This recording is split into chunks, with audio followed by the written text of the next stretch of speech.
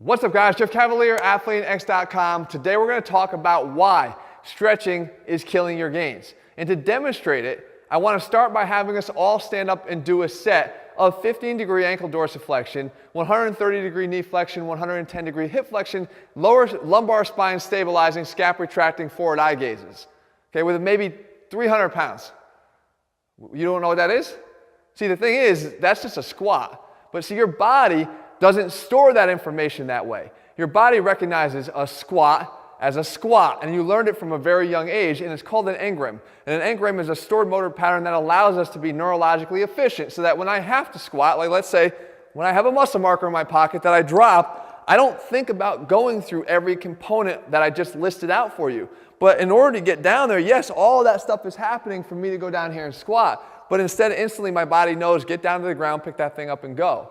So what happens is when you start to do static stretching, holding stretches for 30 seconds, 45 seconds, some people do them for a minute and a half, prior to either training or going out and competing in something, you're asking for trouble, because what you're trying to do is you're, in an effort to do a good thing, you're causing your body to have to readapt on the fly, and it doesn't really do a great job of it, especially early on in your training. So it compromises your ability to do this. So if I were to do that before a squat, and I stretch all the things out, because guys do everything. They'll stretch out their quads, and they're going to stretch out their hamstrings, right? They're going to stretch out their hips before they do a squat. Even the upper body, because they know they got to get their shoulders back in order to grab the bar.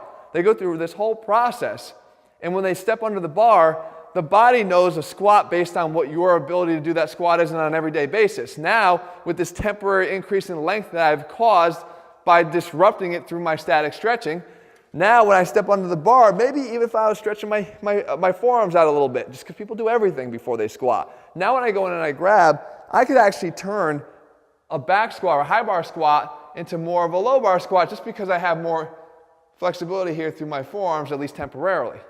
Right, and if I go and squat there, that's going to definitely disrupt my motor pattern. If my hips are a little bit looser and I go down now in the squat, when I go down a little bit lower than I'm used to, well, it's not a bad thing.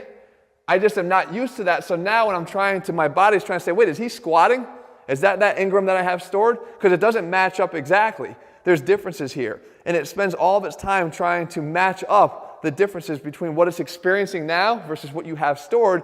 And neurologically, you become inefficient. The effort is being spent there rather than maximizing your strength and performance here. And that's where your lift is compromised. So is static stretching bad? No, static stretching is a great thing because ultimately it leads to increased muscle length and flexibility. That's going to benefit you in the weight room, just not right now, not before your workout. And I'm going to tell you how you could do it if you demand and insist on doing that, but it's not really what we're looking for. I'd rather give you a better way to do it. Anybody that's played golf can experience the same thing. If I were to go and swing, I have a golf swing. That's what my body has stored, is a golf swing. Okay, back and then through, there's my swing. But now if I spend all my time static stretching before I go play golf, when I step up for the first tee, you probably experienced this yourself if you played any length of time, all of a sudden, the backside of my shoulders here is a lot more loose than it usually is. So instead of getting to here before I initiate the up part of my swing here, now I'm able to go back even further. But that changes what's demanding here at my hip in order to stabilize the swing. So everything is thrown off, and I spend the first 4 holes trying to recapture my ability to match up what it is I'm trying to do with what my body knows is a golf swing. So I might throw away 4 holes, and if I'm competing in golf, that's more than enough to screw up your whole round. So finally, I'll give you one more example here. If I have a bench press, and I spent all my time static stretching on my chest, and I've shown you guys some really good static stretches to differentiate between pec minor and pec major.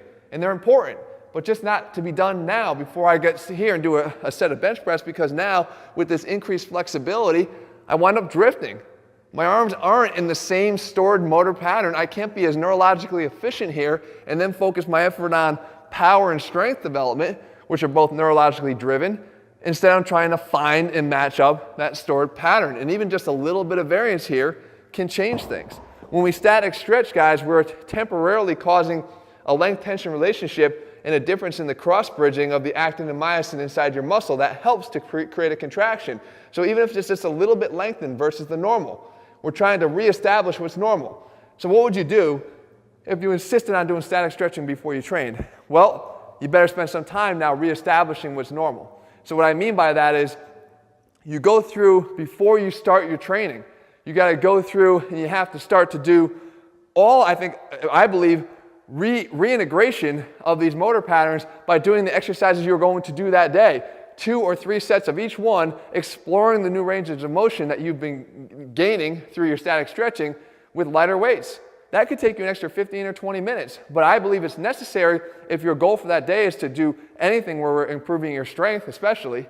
So the alternative is to spend your time instead doing a quick warm-up and then doing an active warm-up, right? Using dynamic stretching activities to get yourself ready, not hanging out and prolonged stretching for any length of time, but doing dynamic stretches for those same muscle groups, and then spending 1 or 2 or 3 sets doing the first exercise you're going to do that day using a nice steady warm-up progression without tiring yourself out, just to sort of groove that move and then go get ready and do your workout. But if you spend any more time than that doing all your static stretching, in the long run, I promise you, your strength gains are going to be limited by that, and ultimately your size gains as well, because you can't get the most out of your workouts because your body is simply mismatched and the neuroefficiency that you created in the first place is being interfered with and screwed up. So guys, I hope you found this video helpful. In the meantime, if you're looking for a program that puts it all together step by step, we tell you when to do the right stretches at the right time. Head to AthleanX.com, get our AthleanX training programs.